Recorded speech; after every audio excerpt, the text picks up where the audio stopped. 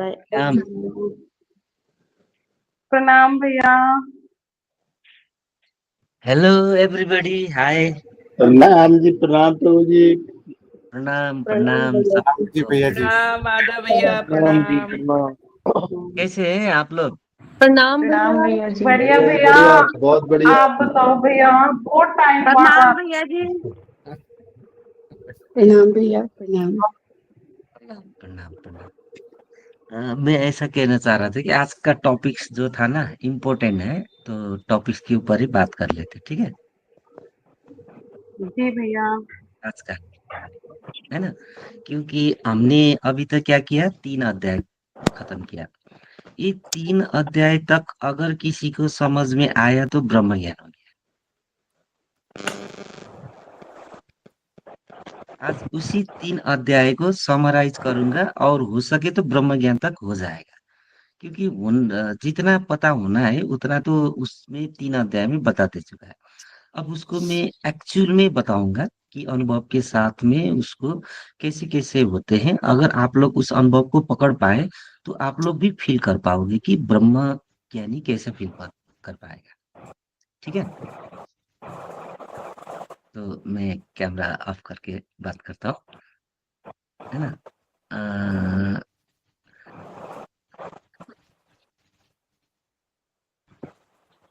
आज तक हमने सबसे पहले क्या समझा कि हमारी जो फर्स्ट स्टेज ही होता है, हमको सबसे पहले होना पड़ता है संसार को, संसार से वैराग्य बनना होना पड़ता है। अब वो वैराग्य है क्या? एक्चुअल में हमें वैराग्य के बहुत पीछे भागते हैं। वो बोलता है इसको वैराग्य है, इसको वैराग्य नहीं है। उसका लाइफ स्टाइल देखते हैं, अगर ऐसा लाइफ स्टाइल में इसको कैसे वैराग्य, मतलब नाना तरह का हम लोगों के पास बहुत धारणा है वैराग्य के ऊपर। सबसे पहले तो वैराग्य को हमें समझना है कि वैराग्य क्या है, ठीक है? वैराग्य को समझ जाते हैं। अनु, अनु, ऊ त्यो ढोका लगाइदेऊ न, आवाज आयो क्या सत्संग। चलो मौन है सब लोग ऐसे, तो फिर मुझे कैसे समझ आएगा कि लोग समझ पाए या नहीं पाए? कोई बोलेगा मेरे साथ, एक जन कौन बोलेगा?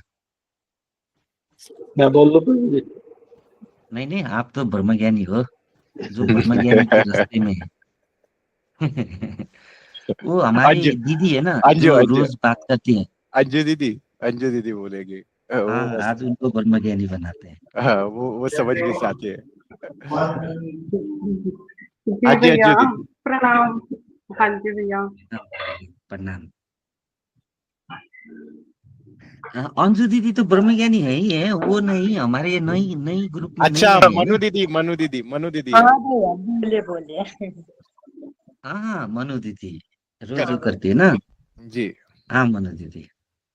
अभी तक तो समझ में आए ना, वैराग्य के साथ हम लोग बहुत विचारधारा है, हमारे ऊपर बहुत धारणा है कि ऐसा वैराग्य में ऐसा होना चाहिए, ये होना पड़ेगा, ये होगा तो नहीं, ये हाँ वैराग्य बिल्कुल। में है कि नहीं। उनका दिनचर्या देखते हैं, बहुत सारी चीज परेशान कर रखे है ना। पहले हाँ उसको बिल्कुल। निपट लेते हैं, ठीक है? सुनने हाँ दे। वैराग्य ऐसा एक अवस्था है हमारे दिनचर्या में, हमको ऐसा अनुभव आ जाते हैं, मतलब अपनी लाइफ में, बॉडी और अनुभव के अंदर। अरे यार, ये मैं क्या कर रहा हूँ यार, जितना भी करूँ आखिर क्या है इसमें, कुछ नहीं। बस वो चीज अगर अनुभव में आया, तब भी तो करना जो है वो तो करेंगे। जो है हाँ अच्छा घर, उसमें बैठेंगे, है ना? हाँ। मतलब जो कर सकते उतना तो करेंगे, लेकिन अंदर क्या है कि कुछ नहीं है करके भी वो आ गया, मतलब कुछ नहीं। हम्म, जिसको ये अनुभव आ जाता है वो होता है वैराग्य घटित। हाँ। आ गया है मनु जी, ऐसा कभी कुछ क्षण है आपका? मैं हाँ वही, मेरे को पहले नहीं पता था। मेरे को वैराग्य का भैया जी दूसरा डेफिनेशन पता था, बट अब समझ आ गया कि टिम्बर गीता में ये है कि आपको पहले बैराग घटित होगा तो तब तो आपको थोड़ी सी चीजें बुरी लगेंगी। ये संसार से मोह छोड़ हाँ दो, हाँ, लोगों से बात करना बुरी छोड़ दो। लगेगी। फिर धीरे हाँ धीरे वो धीरे स्टेज। ऑटोमेटिकली लाइफ में वो सारी चीजें और नॉर्मल सी हो जाएंगी, और आपको जो बुरी चीजें रहेंगी उनके प्रति खुद का अपना भाव कम होता जाएगा, ऐसा। हाँ, अब वो होने के बाद क्या होगा, आपकी बुरी आदतें भी घटते घटते जाएंगी, बुरी संगतें भी घटते घटते जाएगी, और आपकी यात्रा उस परमात्मा की ओर जाएगी कि मैं कौन हूँ। हाँ ऑटोमेटिकली डाइवर्ट हो जाती है, ऑटोमेटिकली डाइवर्ट हो जाए मतलब शब्दों की अर्थ के साथ नहीं, अनुभव के साथ। अब हमारे मन क्या करने लगेगी, मैं कौन हूँ अब जानने लगेगी, है ना। हाँ भैया। अब यहाँ तक तो आई हो मनु जी। पर आगे तो मेरे अब को जब हाँ ये चीज घटित होती है। हाँ पकड़ते हैं और कितने आगे गए हो, ठीक है हम्म, मनु जी। अब यहाँ तक मैं कौन हूँ को जब हम खोजने ढूंढने लगते हैं तो हम आंख बंद करने से, जब ये दोनों आंख बंद तो होता है, लेकिन अंदर कौन देख रहा है, कुछ तो दिखाई देता है ना, अंधेरा हो या उजाला हो या प्रकाश हो या ब्रह्मांड हो या अंतर आकाश हो, कुछ तो दिखाई देता है ना। हाँ हाँ भैया। वो आंख तो बंद है, हम्म, किसने देखा हो, कौन आंख ये ने देखा हो, आत्मा देखती है ऐसा। कौन सी आंख ने। नहीं नहीं, आंख बंद करने से तो कोई ना कोई तो दिखता है ना आपके, आंख बंद करने से भी। अच्छा हाँ। अभी आंख थर्ड बंद आई करो तो कैसा दिख रहा है, जैसे आंख बंद करो तो कैसे दिख रहा है अभी। अंधेरा दिखता है भैया। हाँ जी। अंधेरा दिखता है। हाँ अंधेरा तो दिख तो रहा है ना। हम्म, अगर वो अंधेरा की बजाय प्रकाश होती तो वो प्रकाश तो दिखता ना, जैसे हाँ अंधेरा भैया। दिख रहा है। हाँ। तो उसको कौन आंख देख रही है, जिस आंख देख रही है उसी को बोलते हैं त्रिनेत्र दीदी। ओके। अब वो जो अंधेरा है, अब जब उसको देखने लगोगी, देखते देखते देखते देखते देखते अंधेरा भी खुलता खुलता खुलता खुलता जाएगा, अंधेरा भी प्रकाश कण में बदलते बदलते जाएंगे, कण कण कण कण दिखते जाएंगे, प्रकाश का लाइट दिखते दिखते जाएंगे, क्लाउड जैसा दिखता जाएगा, धुआं जैसा दिखता जाएगा, है ना। बाहर की जैसा आकाशी जैसा, अंदर भी आकाशी जैसा दिखते दिखते दिखते दिखते जाएंगे। अब हो गया यात्रा शुरू। अब इस दौरान में क्या होता है, जब तक हमारे आज तक ग्रंथि बैठी थी, अब वो ग्रंथि निकलने लगती है। तो बहुत हाँ सारे अनुभव होते हैं हमको, डर का अनुभव, रोने का अनुभव, या ऐसा हुआ मुझे, ये हुआ मुझे, ये देखा मुझे, ये लगा मुझे, ऐसा हुआ नहीं, मुझे अभी तबीयत खराब है, मेरा जोड़ नहीं दुखा है, मेरा हड्डी दुखा है ना, मुझे ऐसा बुखार हुआ है, मुझे पता नहीं ऐसा कभी नहीं हुआ था, ऐसा हुआ है, ये वगैरह वगैरह दुनिया, ये हजारों लाखों करोड़ों, अच्छा का भी बुरा का भी, वो कुछ हाँ भी हो, सब कुछ गारंटी कट रही है। मतलब आपका अंतर आकाश खुल रहा है, वो त्रिनेत्र आप और क्लियर क्लियर क्लियर क्लियर होते होते जा रहा है। जितना वो अंतर आकाश खुलता जाएगा, जितना ग्रंथि कटता जाएगा, फिर आप उतना आगे आगे आपका यात्रा बढ़ते बढ़ते बढ़ते बढ़ते जाएगा। यहाँ तक तो आ गई हो दीदी। हाँ भैया। अब जो यहाँ तक आए हैं उसको बोलते हैं एनलाइटेड। अब आपने प्रकाश दिखने लगे, अब अभी अंधेरा जो दिख रही है, अगर वहां पर प्रकाश दिखा तो अपने अपनी प्रकाश को देखा। जिन जी लोग को भैया। लोग बोलते हैं ना आत्माएं बोलते हैं ना, वो भी हम्म, वही है, वही ऊर्जा है, जो ऊर्जा बोलते हैं, आत्माएं बोलते हैं, जो कुछ भी नाम दो उसको, ठीक है। हाँ ब्रह्मा विष्णु महेश बोलो, हम बोलो, जो कुछ आत्मा बोलो, जो कुछ भी बोलो, ये तो वही स्वरूप है, जो आंख हाँ बंद करने के बाद जो दिखता है। अब जिसको वो प्रकाश दिखा, अब वो हो गए एनलाइटेड। अब उसका सबकॉन्शियस माइंड खुलने लगता है, अंतराकाश खुलते खुलते जा लगता है। अब उसको बुद्धि विवेक की ओर बढ़ने लगती है और ज्ञान भी आने लगता है। आगे की आदमी आपको जो बोल रहा है उसका बात आप समझने लगोगे, आपको कोई फ्रॉड नहीं कर पाएगा, आप समझ जाओगे, उससे ज्यादा आपका आकाश खुलेगा, उससे ज्यादा सामने वाले से ज्यादा आप समझ पाओगे। जितना जितना आपका अंतराकाश खुलते जाएगा, आप उतने उतने उच्च स्तर के आकाश में चलते जाओगे। तो हमारी साधना क्या हुआ, यही अंतराकाश खुलने का, उच्च स्तर का, जाते जाते जाते जब ये प्रकाश भी पार करेंगे तो कुछ भी नहीं होगा, तो उसमें ब्रह्म का दर्शन होगा। कैसे दर्शन होगा, जिस तरह आंख बंद करने के जैसा अंधेरा दिख रहा है, बाद में प्रकाश दिखेगा, उसी तरह कुछ नहीं है भी वैसे ही दिखेगा, तब उसको होगा ब्रह्म दर्शन बोलेंगे। हाँ भैया। इतना ही है यात्रा मनु दीदी, अध्यात्म हाँ। तो खत्म। हाँ? तो कुछ मतलब समझ आज पाए। से आपने ऐसा बोला शुरू हो गया, जैसे प्रकाश ये दिख रहा है तो ये शुरुआत हो गई है। हाँ ये शुरुआत, एनलाइटेड हो रहे, अब आप लोग एनलाइटेड हो गए, अपनी प्रकाश देखिए। अब वहां पे थोड़ा सजगता आने से जो सिद्धियां वगैरह जो बोलते हैं वो सारे चीज आ जाएगी। हम्म, जो करते थे बाहर वो जो सदगुरु लोग, वो कर पाएंगे आप लोग भी अपने गुरु के सानिध्य के साथ, सारा ज्ञान हो जाएगा। वो ज्ञान लेने के लिए सामर्थ्य हो जाएंगे आप लोग, जब एनलाइटेड आकाश अंतराकाश खुलेगा, अपने प्रकाश देखने लगेंगे, ऐसा अवस्था होता है। हाँ तो भाई। यही अवस्था का ज्ञान था आज तक का ब्रह्म ज्ञान। अब ब्रह्म ज्ञान का अर्थ क्या है वो भी समझ लेते हैं, ठीक है मानो जी। हाँ भैया। हम्म, ब्रह्म ज्ञान का अर्थ ये है, ये जो कुछ भी दिख रहा है, ये विराट, ये जो पंच तत्वों का जगत है, यही जगत को ही ब्रह्म बोलते हैं। तो यही पंच तत्व का ज्ञान अगर जिसको हुआ उसको बोलते हैं ब्रह्म ज्ञान। अब उस ब्रह्म ज्ञान के अंदर कैसा ज्ञान को हमारे शास्त्र में व्याख्या किया गया है, जिस व्यक्ति ने, जिस मनुष्य ने अपनी बॉडी भी पंच तत्व से ही बना हुआ, ये बॉडी का, हर बॉडी का, अपने मन का, अपने भाव का, हर चीज का अनुभव अलग से कर पाएगा, और जिसने उसको व्याख्या कर पाएगा वही हो गया ब्रह्म ज्ञान। क्योंकि जिसने इतना कर पाएगा उसको सारा नॉलेज हो भी जाएगा बाहर का, क्योंकि पिंड पिंड में है ब्रह्मांड। उसको अपनी पिंड का ज्ञान हो गया, सारा ब्रह्मांड का ज्ञान भी हो जाएगा ऑटोमेटिकली। जो पिंड में ज्ञान है, जो पिंड में जो है, सब कुछ वही है। इसलिए साइंस भी बोलता है एक साथ छोटा कण में जो है वो विराट में वही है, उसी का ही परिणत स्वरूप है ना? तो ये सारी चीज जिसको, ये सारा ब्रह्मांड से बना हुआ अपना बॉडी का, बॉडी जो दिखता है प्रकृति और मन बुद्धि अहंकार पर प्रकृति, इसका ज्ञान हो गया, इसका अनुभव हो गया, और उसको व्याख्या जो कर पाएगा वो हो गया ब्रह्मज्ञानी। हाँ यहाँ भैया। तक की क्लास थी पंच तत्व का ज्ञान तक का। और उसको जो ज्ञान हो गया, जो उसको अनुभव कर पाया, जो उसको व्याख्या कर पाया, हो गया ब्रह्मज्ञानी। यही है ब्रह्मज्ञानी। अब बोलो मनु दीदी, ब्रह्मज्ञानी कितने तक हो गई कि नहीं? बताइए जरा, क्या लगा, कैसे लगा? मतलब कि आप ये बोल रहे हैं कि ब्रह्म ज्ञान मेरे को एक्सप्लेन करना है। भैया जी आप क्या बोल रहे हैं? हाँ, आपको क्या समझ आया, क्या एक्सप्लेन करना मन कर रहा है वही करो। क्या क्या अच्छा समझ में आया, क्या क्या अलग सा लगा, पहले क्या सोचती थी अब क्या लगा, सारा कुछ बताओ भैया, ना थोड़ी पता देर है, में। एक तो मेरे अंदर सबसे अच्छा चेंज आज देखा मैंने। अभी तक तो मैं मेरी बहुत ज्यादा कंडीशन, जब मैंने ज्वाइन किया था तब मेरी बहुत डाउन थी। चेंज धीरे धीरे मेरे अंदर काफी आते जा रहे हैं। और आज मैंने नोटिस किया कि डेली क्लास ले रही हूँ, जब कोई बात करता है तो वो तो मुझे नॉलेज नहीं है कि अभी कहाँ तक मैं पहुंची हूँ, तो जो आप बताते हो ना तो वो टॉपिक ध्यान आ जाता है तुरंत। तो वो अपन नहीं करते हैं, जैसे कोई चीज हो रही है और वो मैंने टॉपिक में सुनी तो वो तुरंत ध्यान आ जाता। अगर कुछ मेरे माइंड में चल रहा, तो अभी तो माइंड बहुत ज्यादा चलता था, तो तुरंत वैसे वो करने लगते हैं। जैसे आज तो मैंने अभ्यास किया था कि मैं मन नहीं हूँ, बहुत बार बोला, तो उसके उसमें भी चेंज दिखा मुझे काफी।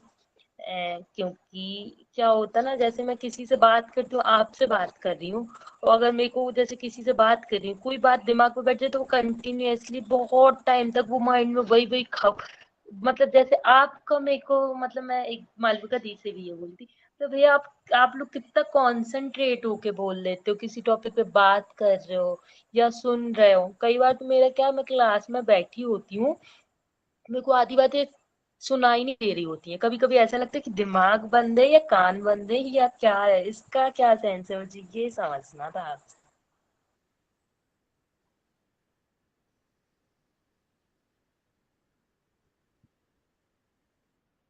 वो तो दीदी आकाश सुनने नहीं देता है, बहुत सारे बातें हैं, मैं यहाँ पे बोल रहा हूँ ना, सबको सब सुनाई नहीं दे रहा है।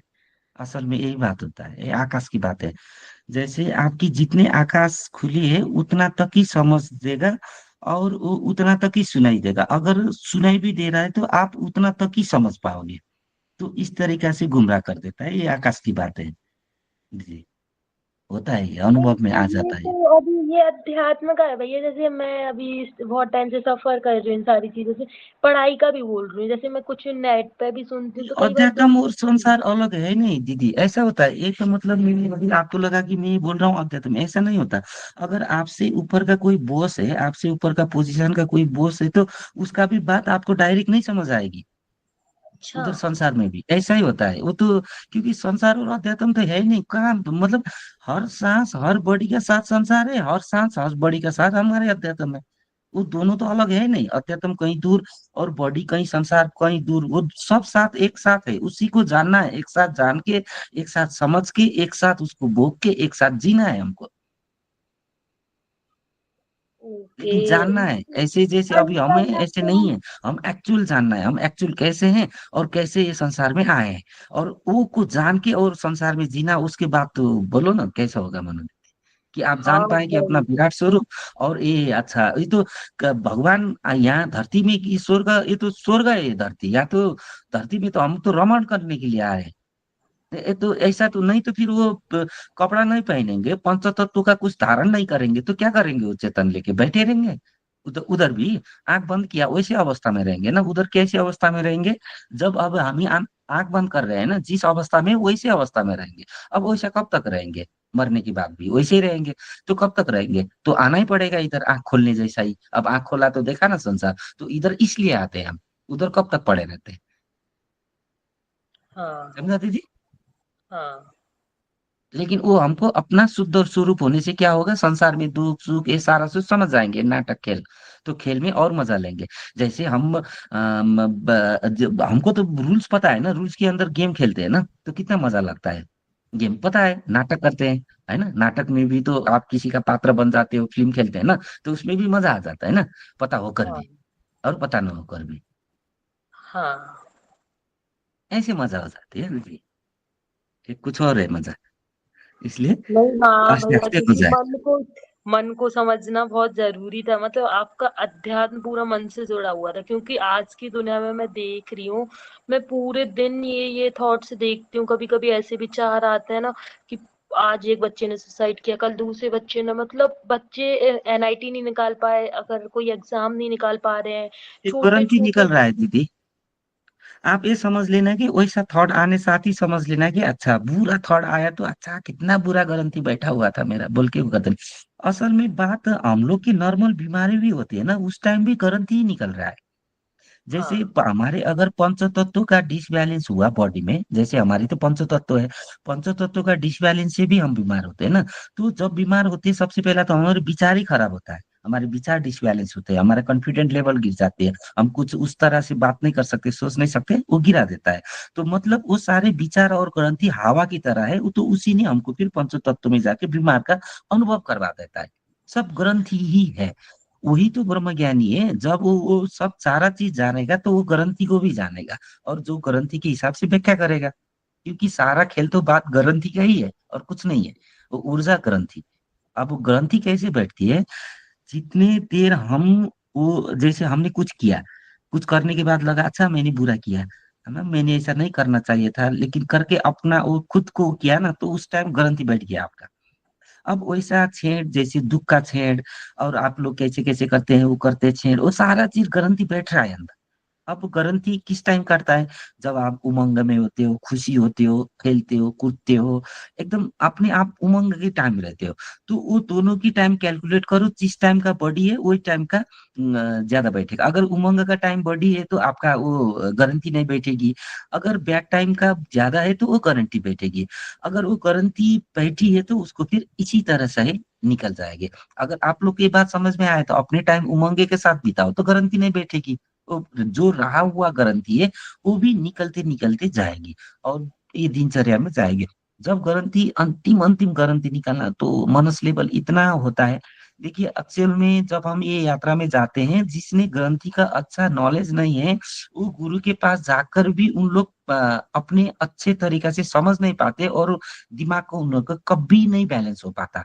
वो संसार में भी जा नहीं पाते, अध्यात्म में आगे बढ़ नहीं पाते, पड़े रहते हैं। वो कुछ और सोचते हैं, उसकी तरह सोचेंगे, उसको पागल बोलेंगे, उसको फिर लग रहा है वो तो नहीं समझ के मुझे पागल बोल रहा है, सोच रहा है, लेकिन उसका कभी भी बैलेंस नहीं होगा किसी से भी इधर उधर। ये कारण है वो गारंटी का नॉलेज ना होने के कारण। अगर इतना ही समझे, जो कुछ भी हो रहा है, अगर आपका दिमाग में कुछ अच्छा बुरा बात आके आपको परेशान कर रहा है, तो सोच लेना अच्छा मेरा गारंटी निकला है, इसलिए मेरी बुरे आ गई। तो क्या हो गया, गारंटी निकल, गारंटी एक्चुअल में हवा की तरह बैठी है अंदर, हवा ही है ग्रंथि। अब वो जो ग्रंथि हवा से भी जाके जो बॉडी के पंच तत्व में लेपन हो चुकी है, अब उसको तो बीमार होके ही निकालेगा। मतलब कोशिका चेंज करेगी अपने खान पान वायु से, जितना कोशिका चेंज करने में लगेगी, फिर उस तरीका से कोशिका से भी निकाल के फेंकेगी। उस टाइम हमको फिर बॉडी में कुछ अनुभव होने लगेगा, वो है कोशिका से जो निकल रहा है। ऐसा होता है। इतना जानना से और कुछ नहीं जानना है। अब चक्र बैलेंस ऑटोमेटिकली सब बैलेंस हो जाएगा। अब इस टाइम आप डर गई, किसी के पास जाओगी, टूना मुना करेगा, वो करेगा, आपको लगेगा, फिर ऐसा लगेगा, फिर वो अपने तरीका से कराएगा, फिर आगे नहीं जा पाओगे, क्योंकि उसको खुद पता ही नहीं है ये सारी बात। बात इतना ही है। अब इसको इतना घुमा के, अब मैं भी इतना बातें को लिखने लगा तो अभी तक 25 किताब हो चुका है। बात कोई नहीं है, इतना ही बात है। ऊर्जा ग्रंथि, इतना को बुझो समझो। ग्रंथि जो है हमने अंदर होता है, ऊर्जा जो है आत्मा स्वरूप आके, दोनों का जो जो काम क्रिया है वही है हमारी जिंदगी का। वो ग्रंथि और ऊर्जा की रासलीला ही हमारी जिंदगी का मौज है। बात समझे तो खत्म। यही है जी। ठीक है, प्रणाम सबको, बहुत खुश लगा। कहाँ गया आज सबको, है ना।